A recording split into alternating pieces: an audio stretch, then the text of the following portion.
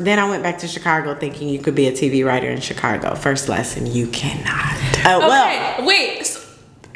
Now that you're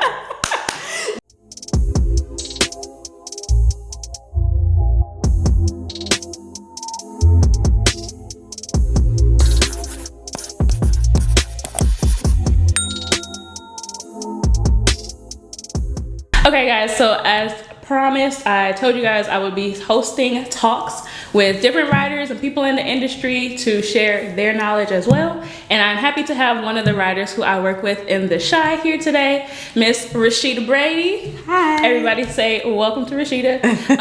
You guys have actually seen some of Rasheida's work on shows like Reasonable Doubt, The Godfather of Harlem, Good Trouble, Good Trouble. Mm-hmm. Good Trouble, and a host of other places. So I'm really excited to have you here today. Excited to be here. And she's the first one, and she also happens to be my mentor. So I had to start it off with a bang. My protege.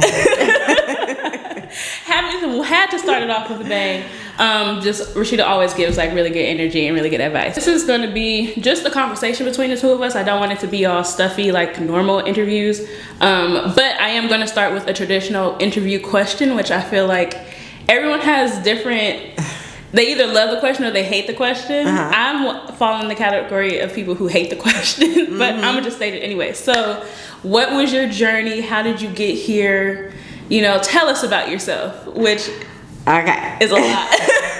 Yeah, you just got to know where to start. Exactly. Okay, so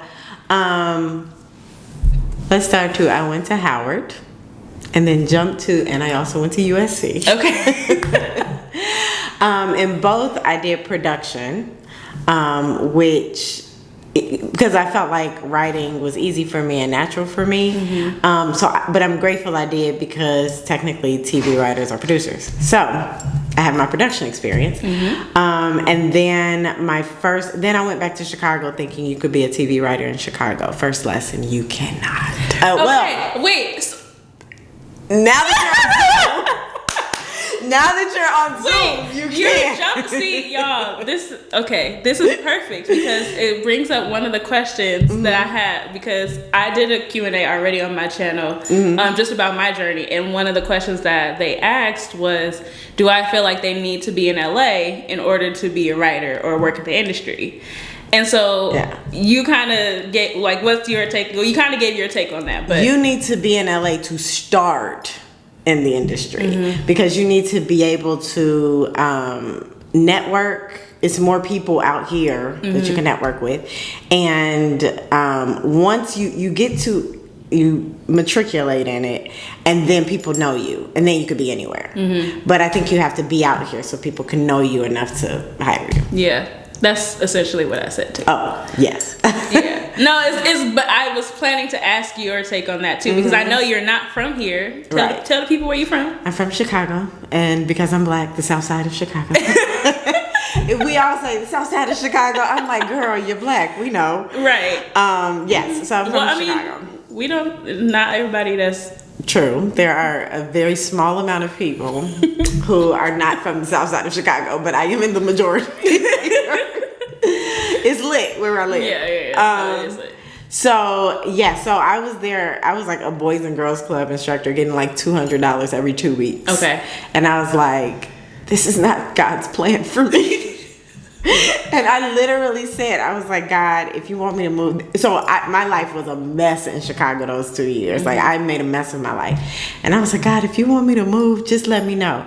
And I was asleep. And my mother came in my room and whispered in my ear. She didn't even know I was awake. And she was like, I'm buying you a one-way ticket to LA. And I was like, oh, that was very loud. So I came here, and then I became a writer's assistant for The Game, then Being Mary Jane, then The Game again, then Blackish. And the resume is long, y'all. It's stacked, okay?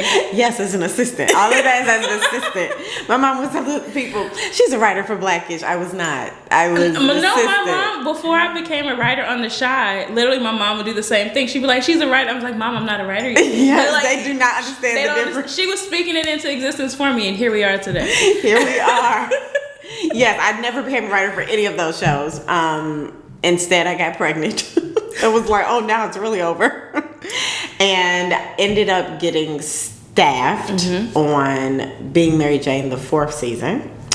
And then I've matriculated ever since then. You want the list of shows? I mean, no. Okay. I mean, yes. Talk your ish.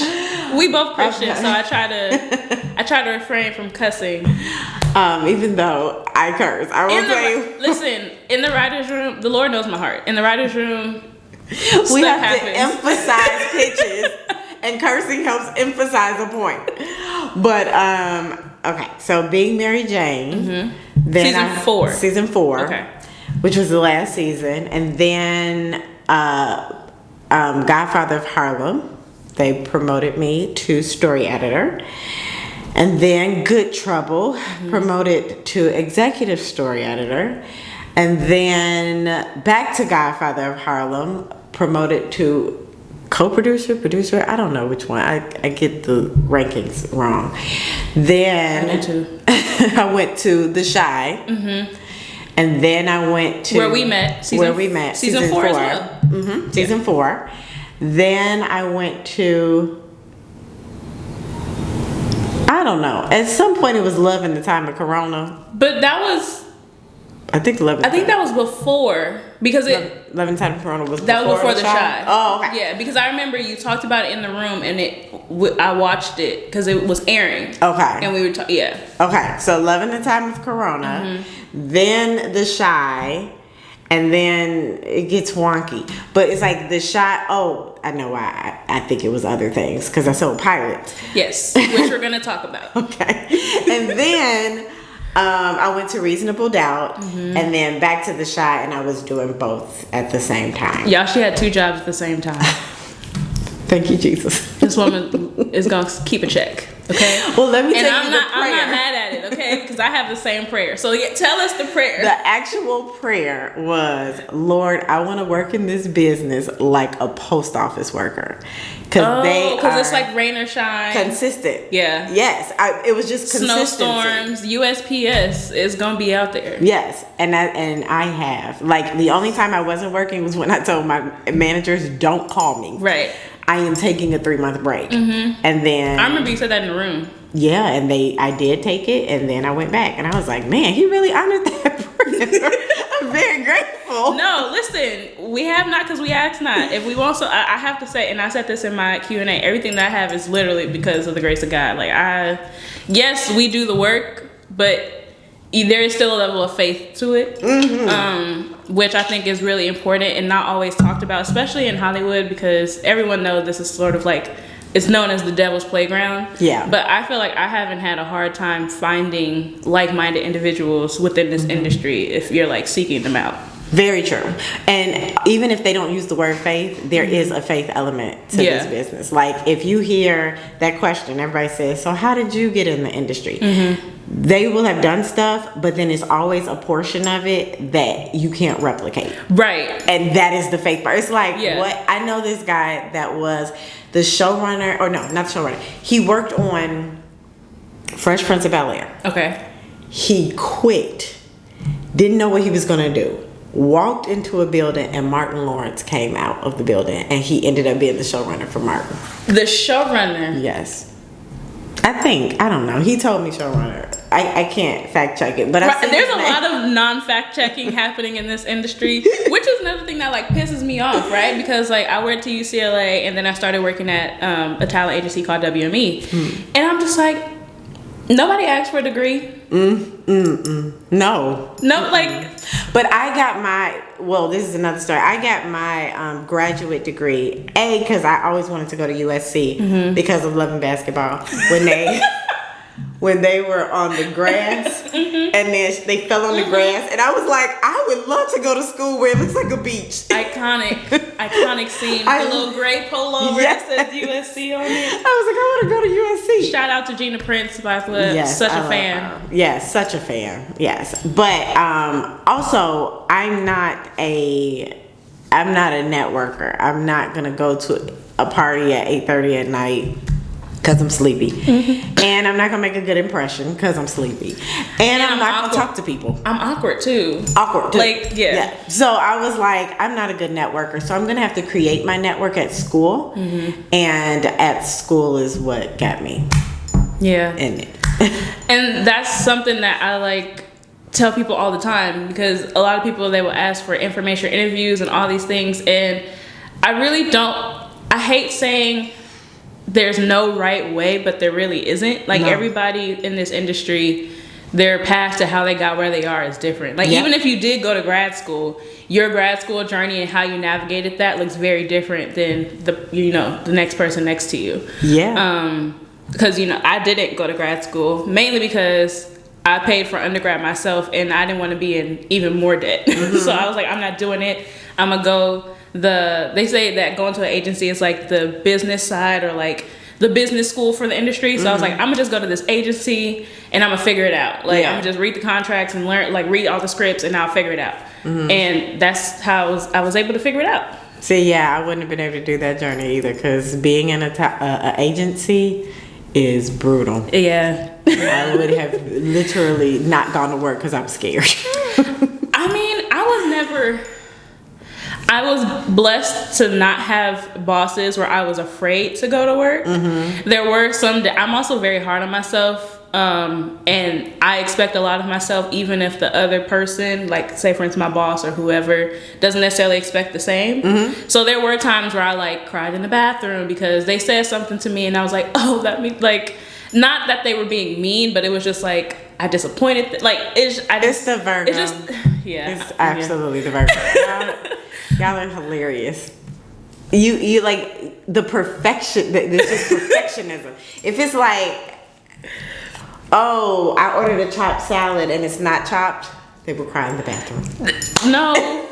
You would? No. I would just go chop it in the kitchen myself.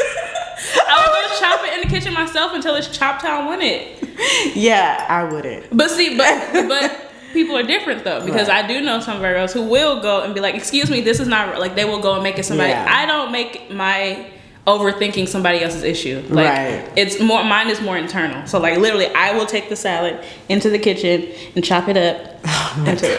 This is metaphorically speaking. I don't actually. No, we don't do that. But I think my biggest thing when I was preparing to go from the agency world into the writer's room world is, obviously you need that, like, one good sample, and for a lot of people, the difficulty with coming up with the sample obviously starts with the idea. So do you have any tips on, like, what would you say is, like, how you know you have a good idea, or even how do you come up with ideas? And I know it looks different for everybody, but this is exactly what I say to people. The thing that you write in your diary that makes you cry is the idea. It has to be something deeply personal about you, because when they're reading your script to find out about you, to find out your take on the world, and to find out the unique perspective that you will bring into the room, because the room is like a team, a basketball team. So they need a forward and a center, and I'm about to show I know nothing about basketball because that's all I know. Point guard. A point guard. They need all of those people. That's about the extent of mine. 3-point shooter person. So you, when they read your script, first they need to, because they may not hire you for it, but they may be like, "What? You grew up in an ashram?" Then they want to meet you. Like, what? Your daddy has 6 kids by 6 different women? Now they want to meet me. And then if my unique perspective about it, put in the nuance of it, whatever it is, make sure you write down all the nuances of that specific experience that you've experienced. Make it extremely nuanced, because now they're learning something, and then have a perspective on it that you haven't seen before. So now they want you in their room, or they at least want to meet you, because maybe you're not right for their room, but they know a whole host of showrunners and creators and stuff that now they can bring to the table. Also, if you write something deeply personal, as in the thing you would write in your diary that makes you cry, they know you are willing to be vulnerable in a room and share anything. So And I think the vulnerability, especially because everyone thinks about when they say like I want to be a writer, most people is they want to write a show and have the show on the air and it say created by so and so. Everybody wants to see that name. Yeah. But what I have really come to love, specifically with being on The Chi, is just the writer's room as a process. Like when it works, it really works. And like you're getting all these different perspectives, and that vulnerability goes along with, like, I have cried in this room and I hate people seeing me cry. Like I hate it. I've cried at least 3 times that I can think of in this room. Oh, I wasn't there for none of them days. No, okay, that's crazy because one time was season 3, and I just couldn't help that because I had a family, like a friend, commit suicide, and I went to, trigger warning. Oh, you're gonna have to put a little trigger warning. Yeah, I'm like, I don't know how that works, but yes, I had someone. Unfortunately had experienced that, and I went to the funeral, and I should have just called off the day, but again, Virgo perfectionist, I'm like, I was a writer's PA, I'm not gonna miss a day of work, like whatever. So I went to the funeral that morning, came in, literally left the funeral, like once it's time for like the repast, like I didn't go, like I left and like went to the room, and I was not ready to be there, and literally cried in the room, and I was like, I'm sorry. Like, mind you, I was also 23, everybody else is like older than me. I was like, I felt like such a baby, but they were completely understanding. And then the other times you were off the script. So yeah, you weren't there. Oh, see, I've had some meltdowns on the show and had to tell them about really dark stuff. I mean, writers' rooms are not for people who are private. Yeah. At all, because you will get fired being private. I mean, I know. Oh, really? Oh my God, yeah. There was this person who was on this show, and she asked to get off early for like this event. Let's call it ESPYs. What's ESPYs? Oh, there's like the sports version of like the Oscars, I think. She wanted, and so the showrunner was like, I technically let her off because I want to hear the stories, but she never tell us stuff. And it sounds nosy, but the truth is the way we come up with story is by each other's stories and what we've been through. So it never feels like, I'm not ever ashamed to tell them bad things I did or anything like that, because it is literally fodder for story. Yeah.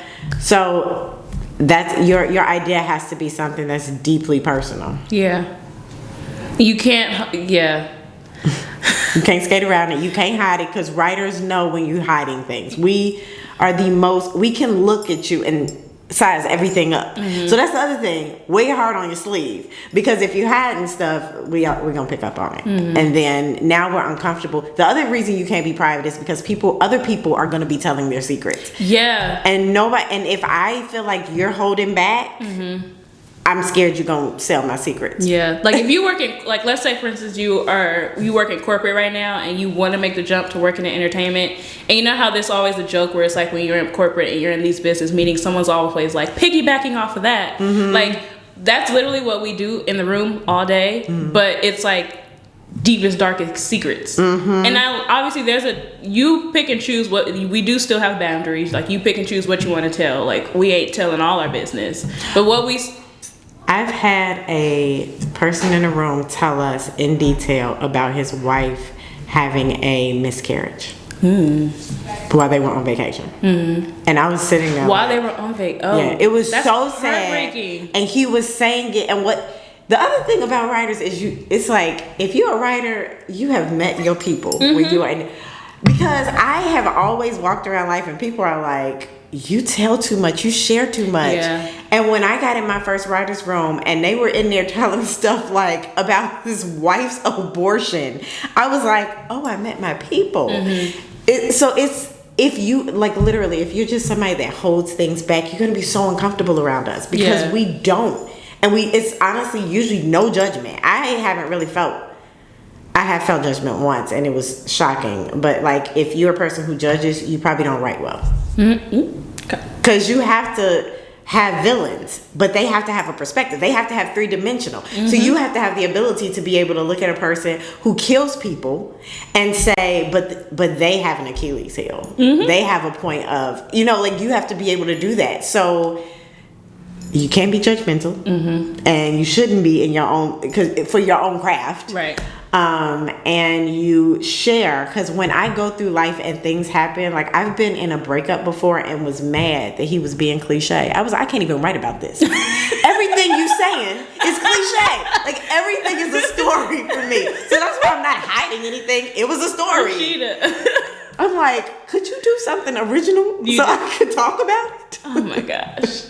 I mean, listen, we gonna go through life regardless. You might as well make a story out of it. You might as well make some money off of it. And the thing about me is my head, I'm already living, it's already a movie in my head. Oh, yes. I'm constantly writing and rewriting I'm literally living my life as if I'm watching it. I'm sure there's probably some therapist watching this, like, that's a disorder. But I'm sure. I mean, my own mother was dying.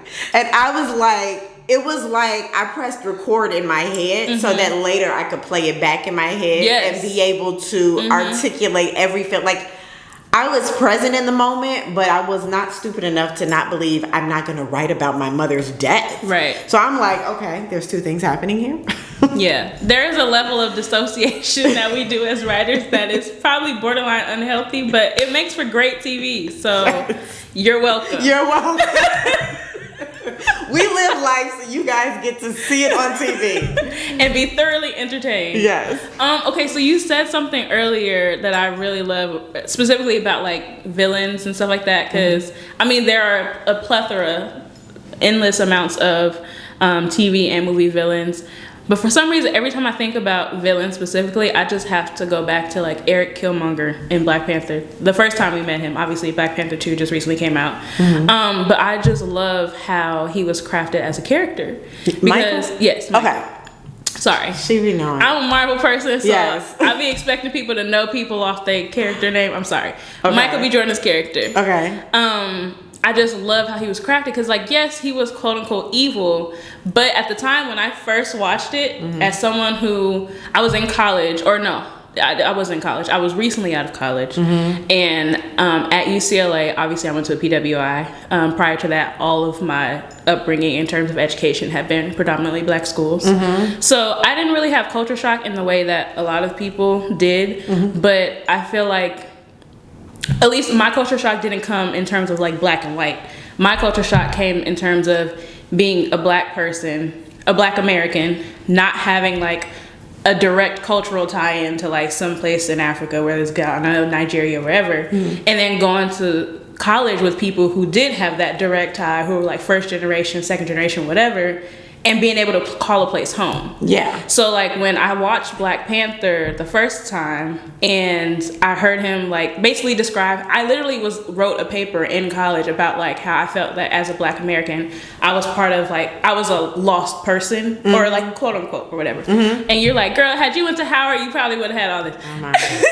Absolutely. But that was an experience or like something that I like mentioned throughout my college experience, and I felt like Killmonger literally gave voice to that, what I felt at the time. Right. And so even though, yes, technically I'm supposed to be rooting against him, I also was like, but I understand you. But I understand you, yeah. And I feel like that is such a hallmark of like great writing. That is how you create an antagonist. Or that's how you create any character. I mean, even like my protagonists that I'm trying to do in this movie now, like they were like, what's her flaw? And I was like, she's a Black woman, she doesn't have flaws.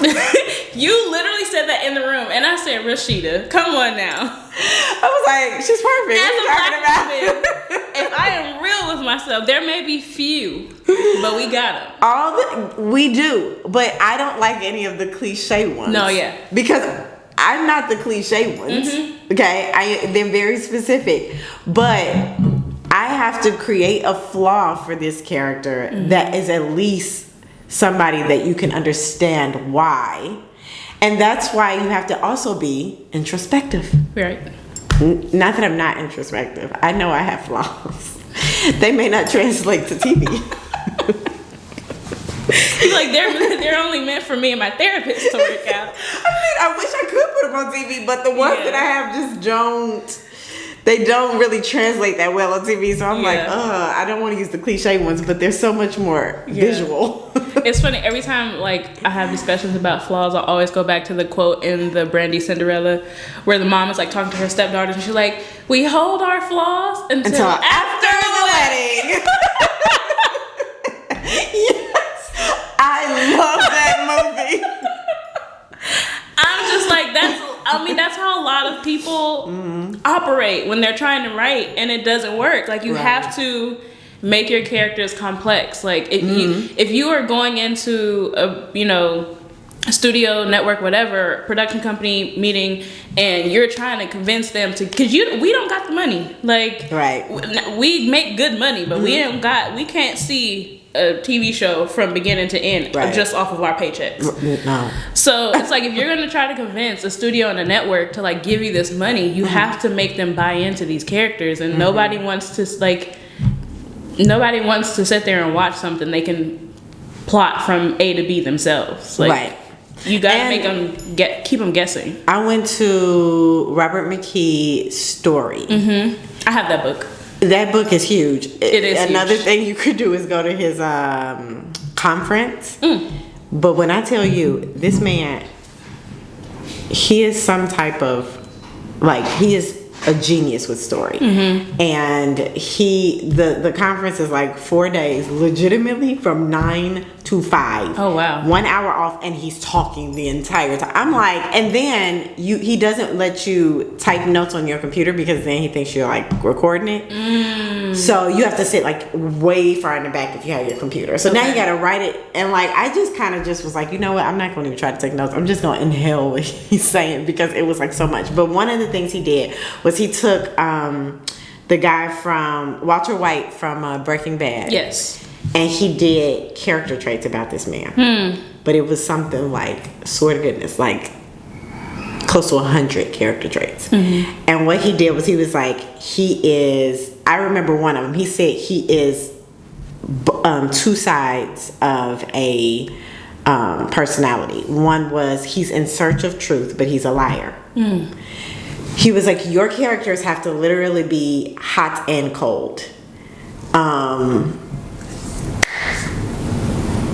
A hypocrite, but like follows the rules or something. Like they do both, and that is a complex character. Because I remember on Scandal, the pilot of Scandal, they were like, Olivia believes you do not cry. But in the pilot of Scandal, she went in the closet and cried. Because that's who we are. Yeah. The very thing you say you will never do, life is like, oh really? Listen, and I am a witness. I'm like, never say you won't do something. I am learning to keep my mouth shut. Yes, because life be waiting. There's a lot of stuff I've like, never. And then life be like, you sure about that? And it's like, I gotta wait to show you you will. Right. And I'll be like, okay, I'm sorry. I maybe not never. Like, I'm gonna walk that back just a little bit. Yes. And so there was this other quote that said, watching a cursor on a blank page shows you how hard it is to be God. Because you got to create this whole world. You got to create these characters. You got to put them through hell based off of who they are. And then it has to be entertaining, make sense, make you feel. Yeah. It is a very hard job. Yeah. But you being introspective and knowing yourself and understanding other people. I also feel like as a writer, I'm one of those people that is never, every new year, I'm never like, I'm leaving people. I'm just not a person who's like, I don't throw away people. Okay. Because some people are like, new year, new me. I got some not everybody can come with you. Yes. Something like that. Which, okay. This, I want you to finish your statement, but also I'm going to pose this question before I forget it. Okay. So, specifically, like when you're in a writer's room, I know the answer to this question, but I'm going to still pose it. Okay. How do you personally process when what you are tasked to write? Because I mean, when we are in a writer's room, we all come up with a story together. But like, let's say you are beholden to a creator, showrunner, whoever who has a specific idea about what the story is being told. And how do you process or filter having to write something that you don't fully agree with? So, okay, well don't slide past that. Mm-hmm. When you are hired to be staffed on a show, mm-hmm. whoever is the creator, it's their show. Yeah. It's their vision. It's just like you working for any other company. Yeah. And they hire you for it, you are helping that person with their vision. So it gets hard because all the people that they hire have their own visions mm-hmm. and want their own shows, but right now you need a check. So you're doing somebody else's, and everybody has a way of writing, has a way of telling story. So it does get to be hard when you have to basically help somebody else tell their vision. Mm-hmm. It's hard. I think you just know that it's not your show. Literally, there's no other way. And that's why I'm laughing, because I was like, as I asked the question, because I mean, yes, as I asked the question, I was like, I know the answer to this, but I'm still going to state it for the record. Healthy detachment. Yeah. Just like when you on a job and they want to do it like a certain way, and they're like, and you're like, why are they doing it this way? They can do it this way, and guess what? You still do it their way. Yeah. Because that is literally the job description. Okay, so with that, I do want to talk about, like, on the topic of like giving your story away and stuff like that. Obviously, as writers, everyone, like I said previously, wants to see their name on the created byline, right? Mm-hmm. So you have sold pilots. You mm-hmm. have, I think you're currently working on mm-hmm. one. So what is that process like in terms of? Because I think. And there's differences within the pitching process, because some people like me would prefer to just go off and write the script and then pitch the script. Some people come in with the pitch doc, just have the general idea, maybe a show bible, mm-hmm. and then they'll go into a studio network and pitch it that way. Mm-hmm. So do you prefer one way over the other? I've only done it one way. Okay. And that is writing a pitch document, and then I will pitch what the premise of the show, the characters, what the pilot will be, and just a general idea of what the series is. Mm-hmm. I've pitched 3 shows. I've sold 3 shows. Come on now. And it's because I know my strength. I am an animated personality. I honestly should have been an actress, but it ain't too late. It works. I need to do one thing at a time in order for me to be great. I got to put it all into one thing. Mm-hmm. But like, I think my enthusiasm and my humor, it gets them to be like, I want you to write this pilot, which gets you paid. Yeah. Like, you do free work when you do the pitch doc is free work, mm-hmm. And then you sell it in the room, and then they pay you to write the first episode. Yeah, that is as far as I've gotten. I've written the first episode. It hasn't gotten picked up to series yet. Mm-hmm. So, but right now, there is a show, but this is why that's exhausting. Let me just say. Yeah, so that's it's the conversation that I want to open up. Yes, it is so exhausting, because basically a pitch is like 15 minutes, mm-hmm. 15 to 20 minutes. Okay. And you do it for all these networks, but you may end up doing it for all these studios, then all these, like, you're doing it for a bunch of people. Mm-hmm. So you're given 20 minutes after I've worked all day, and then I'm pitching this idea, mm-hmm. and it's exhausting. And this is virtual now, so that used to be in person. So I remember, like, for example, when I was working at WME, mm-hmm. and I was scheduling pitches for clients, I'm literally, whether it's a writer or a director or a producer, like, depending on what department I was working at the time, scheduling like 3-4 meetings. So like, let's say they had like a meeting at like, I don't know, HBO Max is now in Culver City, but back when they were like out, I think they were in Burbank or something, or you're like trying to organize, like, okay, if they have like a Disney pitch at this time, okay, this will give them enough time to drive to this side of town to go pitch it. Like, you were literally going from place to place. I'm so grateful to God that my first pitch was during the pandemic.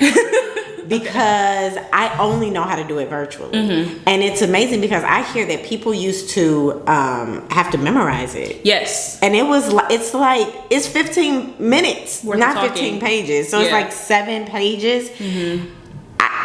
No, I would be mortified to be standing in front of people having to memorize. The instant they looked at me, I would forget everything that was in my brain. Yeah. So I have this method. Well, first of all, because it's Zoom, I do need their faces because I need to make them laugh. Yeah. But I can have their faces above my whole document. And I Zoom always is great. I do it where I have like a rug on the floor and I'm barefoot and I'm like scrunching my feet into the rug like, Resheida, your feet are on your floor. They came to your house. Not you grounded in the middle of a Zoom. Yes, I'm like it's so carefree. So I'm like, okay, so anyway, like I'm like that. And it has made my pitches like so much more entertainment because imagine if you're the executive and you have to listen to all these stories. If people are like telling them boring, then you're not gonna get it. But not to mention now, I don't know how many pitches they've heard that day. Yep. So I want to make sure that if they've heard 6, even when they get to me, I'm entertaining them. Yeah. And the best way that I could do that is not standing in front of them for sure. But being in my own house, sometimes I'll like put my feet on the couch, like I'm laying down, so I don't feel like it's and. It works. I do want to do what you like. I want to write a script and give it to them because I think, I know that what I just said works for me. But I think when they read the script, they know if they want the series. Yeah. And I am ready to get there. Yeah. And for me, it's not even...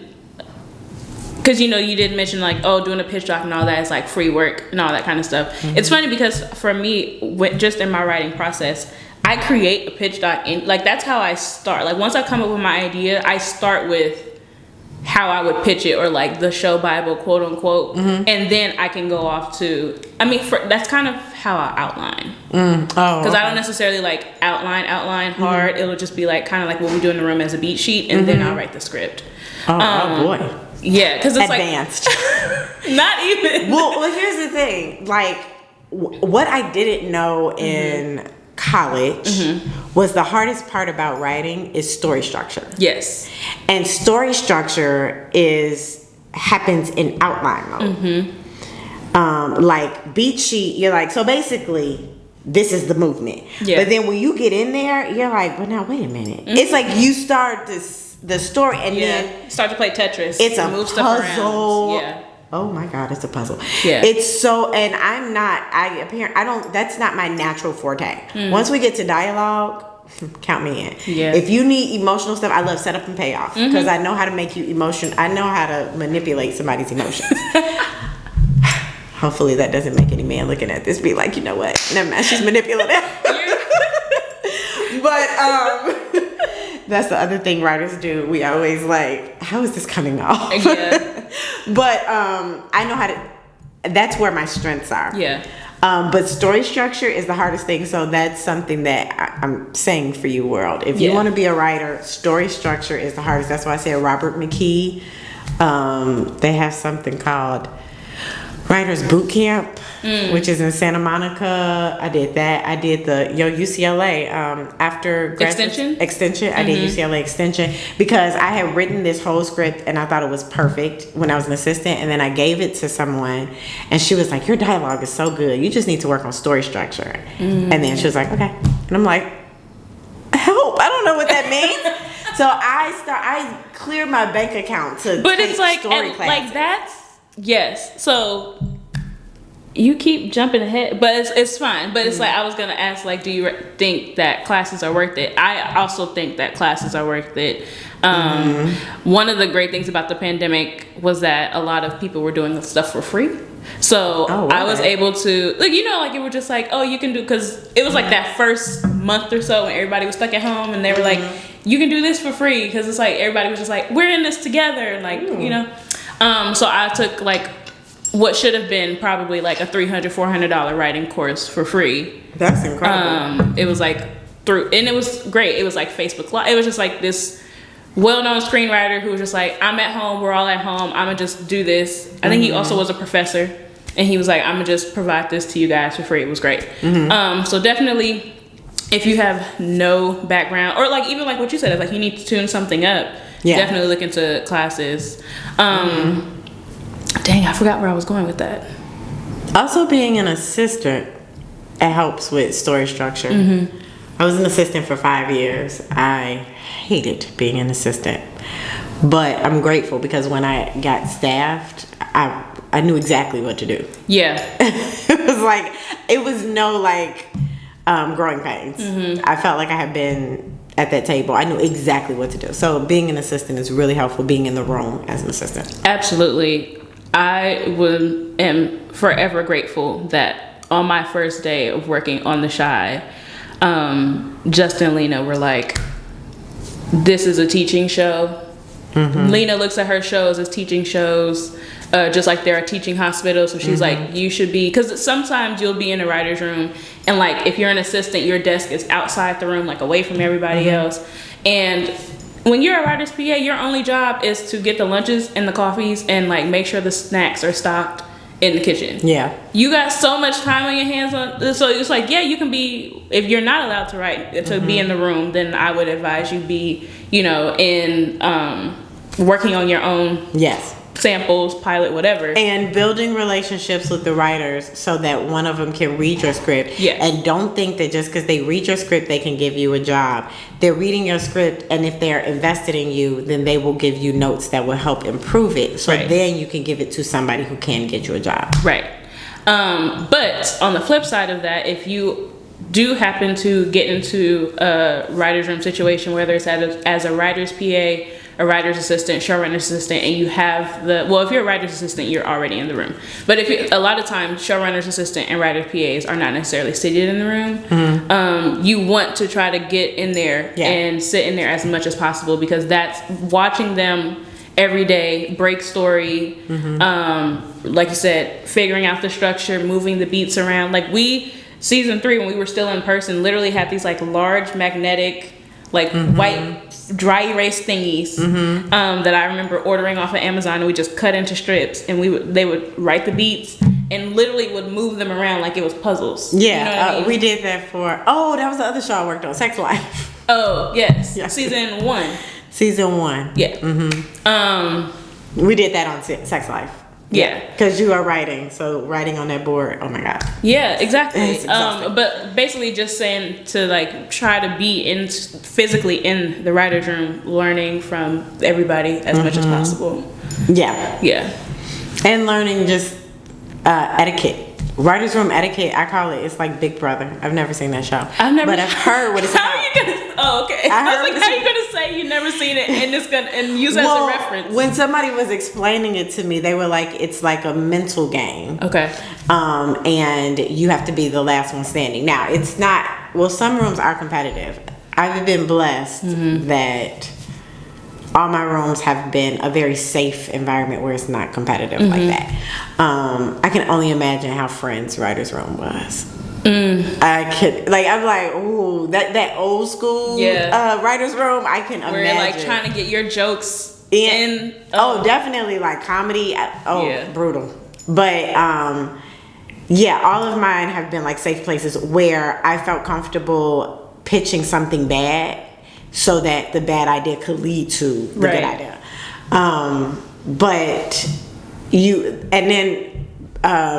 It used to be staff writers didn't talk, which is the lowest. The reason lowest in terms of writer. In terms of support staff, as they are called, the ranking is writer's assistant is at the top.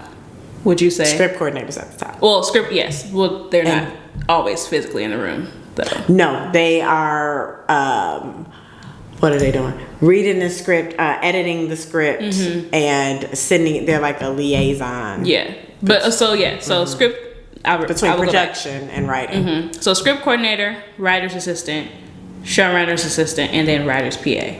So when I came in as a writer's PA, that was also why I'm again super grateful, because I was pitching as a writer's PA.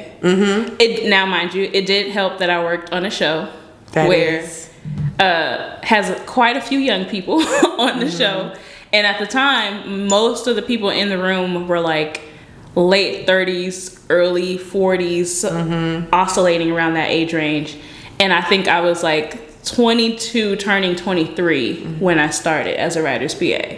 Which also leads to be the demographic of the show that you're on. Yeah. Being Mary Jane was like a single black woman who wanted to get married. Hello. I was like, I think I got it. But yeah, I mentioned that because, you know, Justin, our showrunner, says that I was very vocal from the start, which is crazy how like you perceive yourself and then how other people perceive you, because in my mind, that was probably the most insecure I've ever felt in like a workplace setting. It's like, as a writer's PA in this room, I'm just trying to make everybody like me and not say anything wrong. Because you also hear horror stories, especially coming from the agency world into the writer's room, that it's like, you know, people getting cussed out by showrunners. Like, I didn't know what I was walking into. Oh, right. But apparently, I did not give that energy at all. And Justin, our showrunner, says I was very vocal from the beginning. And apparently, which I'm not saying that I said this because I don't think I would said this, but he said that I said something to the effect of, in the room, the younger dialogue that they were creating sounded like older people trying to write for younger. Oh, she definitely said it. No. She definitely said it. I'm sure you said it. Here's the thing about me. I don't know. Here's the thing about me. I mean, she just exudes confidence, which I know how you felt on the inside, but it does not register on the outside. And the blessing of her starting on The Chi, which is a very safe environment, is that it's like a HBCU. Yeah. We prided We've ourselves. Only nurtured the confidence. And yes, we were like, yes, a black woman who's this confident, we need to make sure she's on and in this industry and striving. Like, it wasn't, you know, we weren't intimidated by it. Or like trying to tear you. Because some rooms and people will like try to tear you down or like tell you to remember your place and pay your dues and all that kind of situation. We building up black leaders. We both paid our dues, but I think it also, which is another conversation that we can get into, the culture of the room starts at the top. Yes. You know what I mean? So like you mentioned feeling comfortable to go into a room and be super vulnerable and cry and do all these things, but you only have that safe space if the people at the top, the showrunner, the co-EPs, all those people are creating that space. Right. Oh, absolutely. You have to create that space, and and this is for like people who want to be bosses. I've been in shows where people are completely quiet because if the showrunner is like hard on your pitches, then now I feel like I can't tell you my train of thought. I honestly believe ideas come from bad pitches to you haven't figured it out. You have a little bit of it, so now somebody else can finish the rest. And if you want that environment, you have to, somebody's bad pitch, you have to make them feel comfortable saying it. Yeah. So if you want a show where people are just talking so then you can figure it out, then you have to be somebody that welcomes that. Yeah. But when people are hard on it, you know, so that stems from the showrunner the showrunner, whoever is in the room creating that environment of what they want. If they want everybody to be terrified of them, they're not going to get good ideas. So, yeah, apparently I said that. The reason we know she said that is because I also know her showrunner, and her showrunner welcomes criticism. He welcomes all of it. So I'm sure she felt comfortable saying it, and I'm sure she was thinking it. Were you not? Oh, I was definitely thinking it, but I don't know. You said it. No, I don't think I would say that. Wait, no. I be having thoughts, you know that. I will have the thoughts, but I'm not gonna just I do recognize that there are some things you say and some things you don't. That to me just seems to be something I would not have said. Right, but I'm sure he asked you and you answered correct. Like he's or like, maybe, come on. Maybe this is just his paraphrase. I said it's maybe in my version of a nice way, because apparently also what you guys say is I may think I'm being nice and it comes off very straight to the point, blunt, and you're just like, damn. And I'm just without a smile. Okay, but we know her heart, so we just be like, I sound like a You're not. You just are straight to the point. Yeah. I'm flowery. I've heard that all my friends say the same. I'm a very like straight to the point person. You are. But yeah. But again, like I said, apparently I made that critique comment in the room, and then he was like, okay, well, like, what do you think or whatever? Like, how would they say Which this? Which is unheard of. Yeah. So as a writer's PA, I am getting, like I said, I'm getting coffees. I am getting lunch. But even if you were a writer and you did that, like, there are... Oh, like, even if I was a staff writer. Yes. It's just, like, there are some rooms... I have been really... That's another piece of the prayer. Lord, direct me into rooms that do not add trauma to my life. Because I have heard of rooms that are just terrifying. Yeah, one thing I did, like just years ago, write in a prayer was that I was like, I don't ever want to work somewhere where I regret going to work. Or like where I'm dreading having to go to work the next day. Yeah. Because that doesn't feel good. I've been there before. Not on this show, but like just in general. And I'm like, that is not a good place to be. Yeah. And it makes you thank God for all the jobs you didn't get. Yeah. I wanted to work for this woman. And I was sad that I never got to work for her, but somebody that worked for her hired me. And so I got all the good of this lady and none of the bad. And I'm like, oh, you are so smart. Yeah. And so, you know, the faith element of like, God's got you. He's going to put you where you need to go. So you learn to be thankful for what you didn't get. Come on, somebody. Okay. Well, I think that's a pretty solid place to stop for today. I'm like, yeah, she gonna be back at some point, y'all. Like, she not going anywhere. But I also don't want to take up too much of your time. So I appreciate you for coming on today. No problem. We always talking stuff. This woman will call me at like 8 in the morning. Girl, one time you called me at like 7:30, and I really was like, am I really about to answer this? To talk about story. To talk about story. I mean, my story comes really, really well for me at 6 in the morning when I wake up and I don't think about my day. Y'all. I am a 27-year-old single woman who lives alone. You are a workaholic.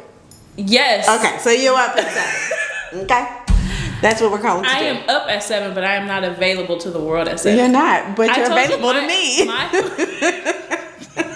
I'm like, I always send her the little eyes. Like, you up? She'll literally put the little 2 eye emojis like, you up? Like, it's a freaking 2:30 a.m. D appointment text to me. Like, girl.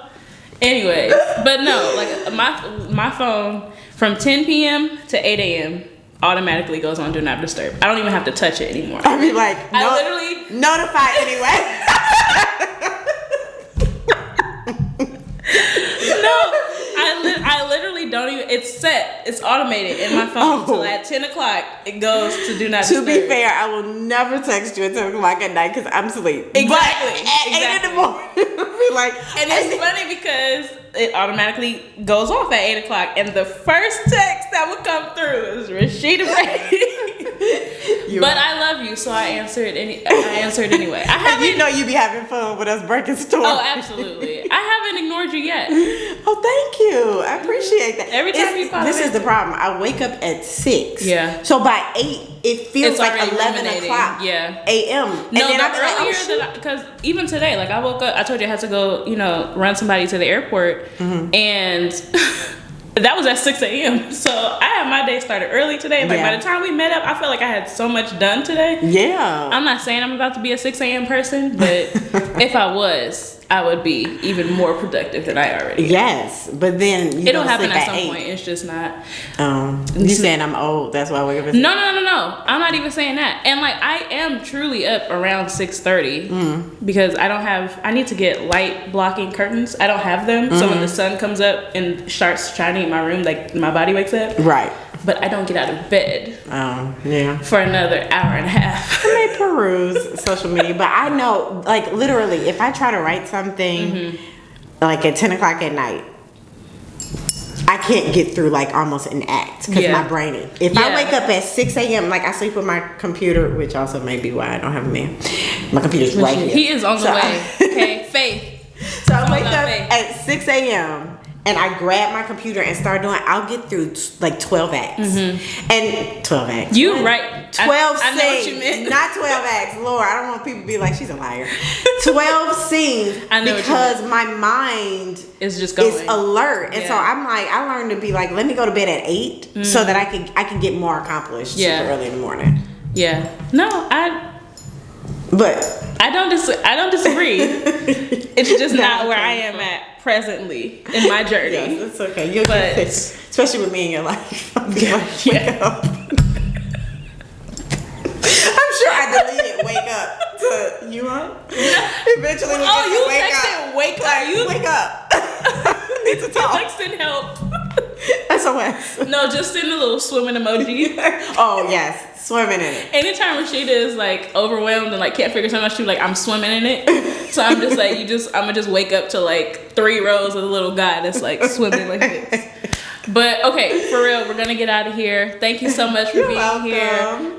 If you guys have any specific questions, leave them in the comment section down below and we will try to answer them. Are you on do you have a public face like where people can follow? Like, do you do the social or no? I mean, you can go to my social media page. It's really just me and my baby. Right. Nothing about. I have like one post about TV writing, but I'm on Instagram, Resheida B, RESHEIDA, and I'm on Facebook, Resheida Brady. But that's it. I'm not like a content creator or anything, so I'm not gonna upload very much. But you can follow if you want. Yeah, like if you're just interested in Resheida as a person, she's there. That's it. If you want to see me as a person, I'm like, it's funny because most of the writers that I know don't really have a public persona. You know what I mean? I mean, once you become Shonda, then you have to let people know who you are. But I'm not her, and I'm okay with that. Yeah, no, I want to be her. So and my logic is, if I start this early, by the time I get there, I will already have a community of people who have been rooting for me. Yes, you know. Now I went to. I got to get you in this group. Black Women Who Brunch. Okay. It's a bunch of TV black writers, TV women. Okay. Black women who write for television. Yes. And Lena and Erica. She changed it, Johnson, and Nkechi Carroll. Okay. They are the 3 that lead this group or whatever.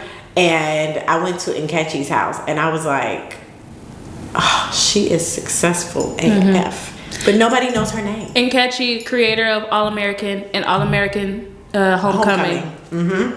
We don't talk about her like Shonda, but she is successful. And I was like, wow, that helps me to really focus my prayers. Yeah. Do I want to be Shonda?